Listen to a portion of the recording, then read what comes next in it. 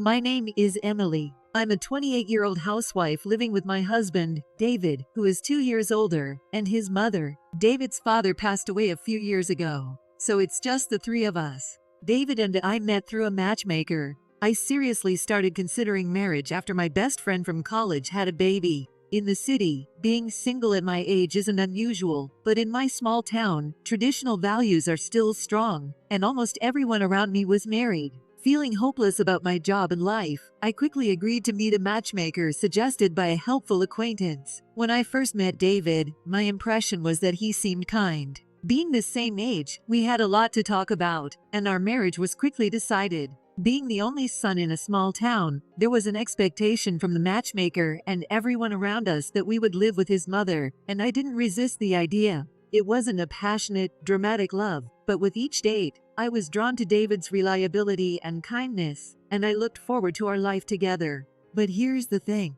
I was just living an ordinary life, and now I find myself in a dramatic marriage. I thought stories of a sweet husband and Mill turning nasty right after the wedding were just TV dramas or internet gossip. I never imagined it would happen to me. At first, it was just little critiques about my cooking or housekeeping. Even though I rushed into marriage without having much skill in housework, I took my Mill's comments as advice and followed them obediently. I believed that all the things she said were out of love. As an adult, you rarely get such attention. You should appreciate the advice while you're getting it. I thought it was a blessing and tried my best, clumsily but earnestly. I believed that if I could manage everything well, I would build a bond with my Mill like a real parent-child relationship. I thought she would no longer have to worry about things if I did everything correctly. However, the harder I tried, the worse things got. My efforts only seemed to inflate my Mill's demands. Even when I cooked according to her instructions, she'd say it tasted terrible. When I folded the laundry the way she told me, she'd criticize me and refold it right in front of me. I never expected all my efforts to be rewarded, but I having them dismissed so bluntly right before my eyes was deeply hurtful. As for my husband, David, he believed a man shouldn't interfere in women's matters and held his mother as the gold standard for everything. He would criticize and mock me for not being able to do things like his mother. If his mother said my cooking was bad, David would join in and make fun of me, proudly watching his mother cook his favorite meals while sneering at me. He'd say, "Mom's cooking is the best. You should learn to be like her," followed by a lecture. And then, the lecture always begins. "You should be grateful I married you. You don't have any appreciation for the food and home you've been given. If you were grateful, you'd be better at everything by now." When David was in a bad mood, he'd yell the same things at me, making me sit on my knees while he and my Mill scolded me for hours, sometimes late into the night. Living like this, I started losing weight, and my skin broke out terribly. My Mill's harassment escalated since I never talked back. Lately, she's been demanding grandkids daily. After her rants, she'd always say, "Is there something wrong with you?" It was unbelievable.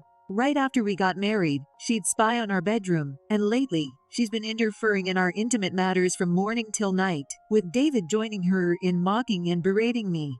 How could I possibly have a child in such an environment? I do want a child, but when I thought about it, a question popped into my mind. A child. With who? Do I want David's child? Do I want to have a child with him? As soon as I asked myself that, the answer was a resounding no. No way. I don't want that Mill to be the grandmother of my child. That's it. I'm not happy at all. When I realized my true feelings, I suddenly blacked out. I was in a hospital bed when I woke up. Apparently, I collapsed from severe stress and overwork. I ended up being hospitalized for 5 days. My Mill and David, who rushed over from work, were bowing their heads to the doctor and nurse. Seeing that, I felt a bit happy, thinking David was worried about me. But after the doctor and nurse left the room, David turned to me and said coldly, "So, what about dinner?" Following him, my Mill said with an exasperated tone, "Honestly, you're not only useless, but now you've caused this trouble too." Then David laughed and said, "Must be nice, huh? I want to be hospitalized too. 3 meals and naps. Why do you get to live in luxury? You're a housewife. It's the same at home. Stop wasting money on hospitalization and just rest at home. Who do you think is paying for this?" That's true. I want to be hospitalized too. Training you has worn me out. I'm exhausted every day because of you. You should get discharged immediately and do the housework. Should we take her home now? She's acting like a spoiled kid. If I talked about stress, I'd be hospitalized every day with my work. Plus, my wife is causing all this trouble by being hospitalized. Man, I want to be hospitalized too.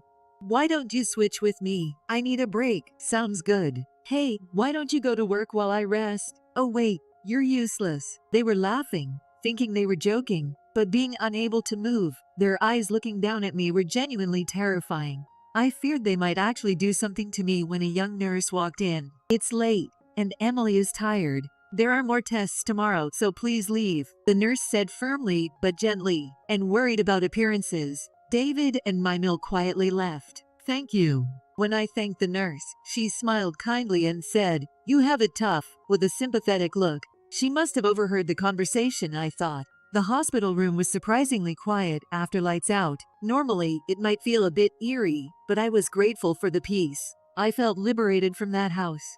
Slowly, I closed my eyes and reflected on my life so far. Did I really want to get married? Was I just lonely and frustrated because all my friends were married, always talking about their kids and husbands, and I felt left out? Did I rush into marriage out of childish rebellion against my parents? In a situation like this, most people would talk to their parents or ask for help, but I had a strained relationship with mine and couldn't tell them the truth. I came from a relatively wealthy family and was what you'd call a sheltered daughter. Raised by strict parents, I felt suffocated by their love as a teenager and dreamed of leaving home. I envied my classmates who dressed up, wore makeup, and hung out with boys, but I didn't have the courage to join them and just studied as my parents told me to. So when I arranged my own match and found David, my parents were strongly opposed. Their opposition triggered my long-standing rebellion, and I married David despite their objections. The aunt who introduced David to me got a lot of grief from my parents, which also fueled my anger toward them. Determined to cut ties with my parents, I only had a photo wedding. Given all that, I couldn't turn to my parents for help. Reflecting slowly on myself, I felt ashamed of my naivety, and deep regret overwhelmed me. During my hospitalization, David never visited. Any faint hope I had left in my heart disappeared completely, and I was unsure if I should go back to the house where they were waiting for me. On the day of discharge, as I packed my things and stepped out of the lobby, my legs gave way, and I crouched down. If I go back, things might get even worse. I might never be able to leave that house again. I'm terrified to go back. I don't want to go back. I'm scared.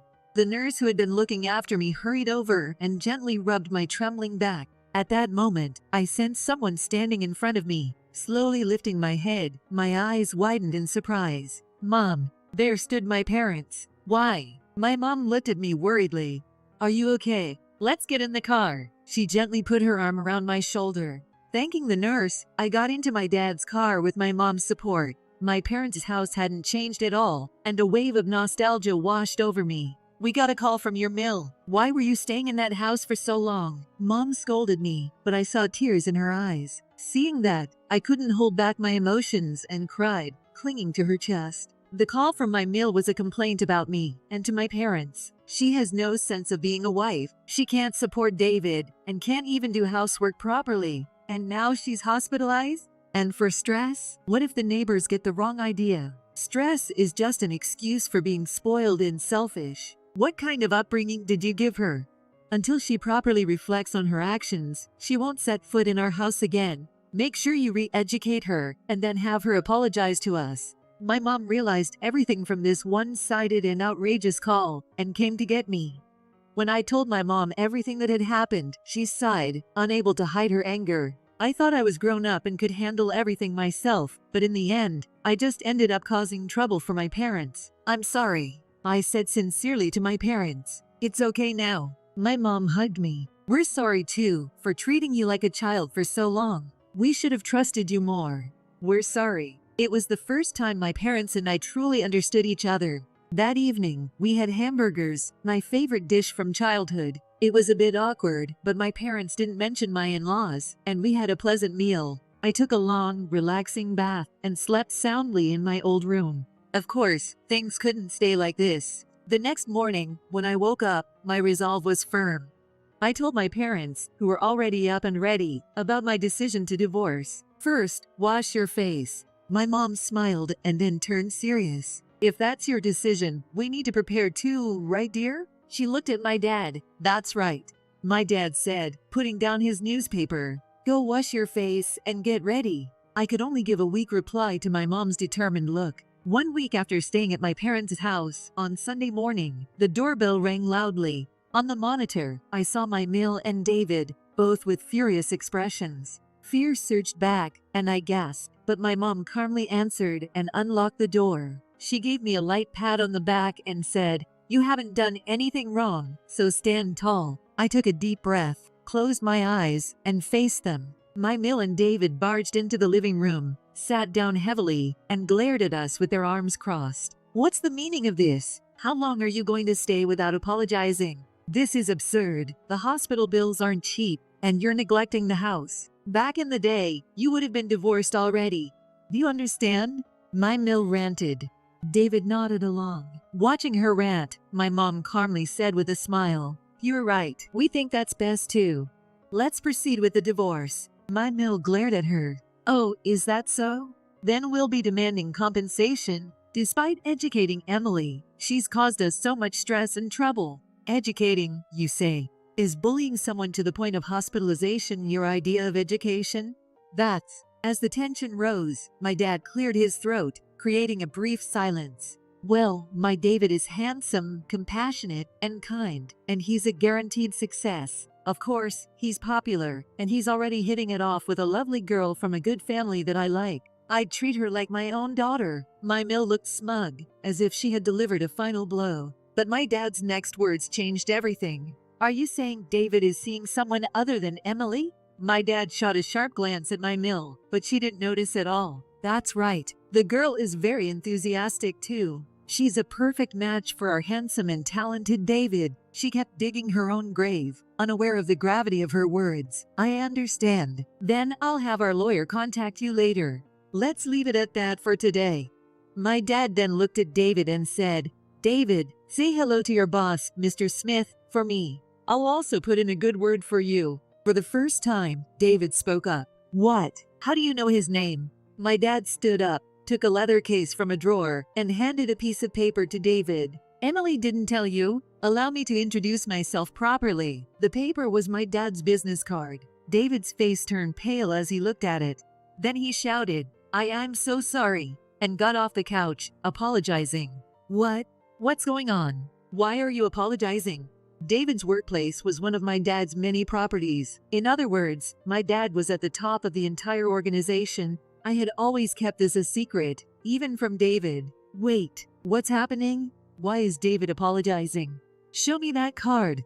My Mill grabbed the card from David, and just like David, she turned pale. "This has to be fake. You must have taken someone else's card. Show me the real one. There's no way the father of such a useless girl could be more important than David." Looking her straight in the eye, my dad said calmly, "Feel free to check. But remember, this is a matter between Emily and David. The future of Emily and David is their decision. Mother and son are not a package deal. Do you understand?" Then, my dad placed a hand on David's shoulder, looked him in the eye, and spoke gently. "Let me tell you this. This is a matter between a married couple, and it has nothing to do with the company. I dislike using power or titles as leverage. I have no intention of causing you trouble at work. I'm speaking to you as a father who cares about his daughter. But you understand what you've done, right? As a handsome and successful man, you must know." David was frozen, unable to look away from my dad's intense gaze. After being stared at by my dad for a while, David finally spoke in a strained voice. "Why, yes." After that, our divorce was finalized surprisingly quickly. David, terrified of my dad's true identity, didn't argue with the lawyer and quietly signed the divorce papers. The lovely girl from a good family that my Mill mentioned didn't know David was married. When her parents found out, they demanded compensation from David. As my dad had promised, he didn't do anything to damage David's position at the company, and the situation wasn't made public. That should have been the end of it. But, driven by her love for her son, my Mill went off the rails. After discovering my dad's true identity, my Mill began to worry about David's future. She imagined that her beloved David would be shunned by everyone, and might even get fired with just a word from my dad. Every day, she would show up in the lobby of David's workplace, handing boxes of sweets to the confused receptionists, and introducing herself to everyone passing by, saying, "I'm David's mother." During lunch breaks, she would call David to the lobby and hand him a lunchbox with desserts, saying things like, "Make sure everyone at work likes you. If anything happens, tell me. Don't let that worthless girl beat you. You're a good boy and should get along with the bosses." Curious coworkers who talked to my Mill heard nothing but bad things about me. Rumors spread quickly, and David became known as a mama's boy who bullied his wife. Female employees wouldn't even look at him. Unable to eat lunch at his desk, he ended up eating quietly in a park. But this didn't last long. With his position weakened by his mother's actions, David finally quit his job. Despite my dad doing nothing, my Mill's rampage caused David to lose everything. Predictably, David then tried to win me back. "Emily, I need you. Only you understand me. Your loyalty is because you love me, right? I'll cut ties with my mom. The wall between us is gone. Aren't you happy? Ask your father for help. If you come back, everyone at work will understand. Don't abandon me, Emily. You're not that cold." My mom listened to this on speakerphone. My mom was furious, but I couldn't even muster the energy to be angry.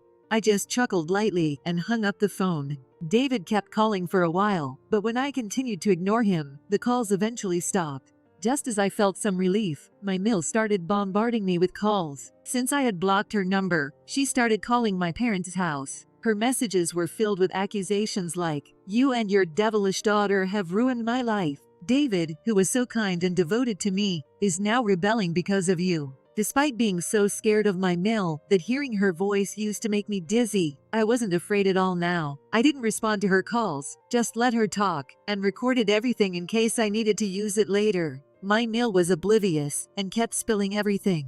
She had no idea that she had destroyed David's position at work. She had no awareness that she was causing trouble for the company and making David's position worse. Instead, she genuinely believed that despite all she had done, it was all my fault that David quit his job and our relationship fell apart. David had become a recluse since leaving his job. The house must be a mess by now. During one of my Mill's calls, I heard David shouting in the background, "It's your fault Emily left me. Stop making these stupid calls and make dinner, you curse." After that, the call stopped for a bit, but then my Mill switched to a pleading tone. "Please help me. David yells at me every day. I'm scared. Please come back and let's start over. David will be kind again if you return. I miss those happy times when the three of us were together. I want to eat your delicious cooking again." When my mom, standing beside me, looked like she was about to say something, I stopped her. "You said my cooking was terrible and threw it away in front of me. Since I married into your family, I never felt happy. David must be happy now, free from the stress of having me around, and you should be thrilled to have your beloved David all to yourself. That's not." I cut her off and continued, "If David remarries, make sure he chooses someone who will gladly put up with you spying on their bedroom, throwing their cooking away, and bullying them together with you. If such a person exists." Wait, that's not what I meant. Mill tried to say something, but I hung up and disconnected the phone line.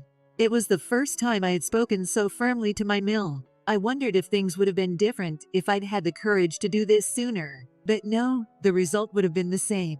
Just before I hung up, I heard David yelling at his mother again. The David who once worshipped his mother was now lashing out at her, like a small child throwing a tantrum when things don't go their way. Neither David nor my Mill ever apologized to me, not once. David apologized to my dad, but that was just to save himself. What will happen to them now? It's no longer my concern.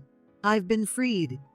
With the help of my lawyer, I got a restraining order against David and my Mill, stopping their calls. Once my mind was at peace, I decided to move out and live on my own again. My parents were concerned, saying I didn't need to leave since my wounds hadn't fully healed, and I had a home here. They were also worried I might make another mistake in a relationship, but I was determined this time. This decision wasn't out of rebellion or stubbornness. I deeply appreciated my parents' love and concern. I wanted to stay and make up for the past, especially now that we understood each other better. Leaving again felt like a waste and made me sad. But if I stayed, I'd end up making the same mistakes again. I would rebel against my parents and go down the wrong path. Both my parents and I are getting older. I can't keep being a troublemaker.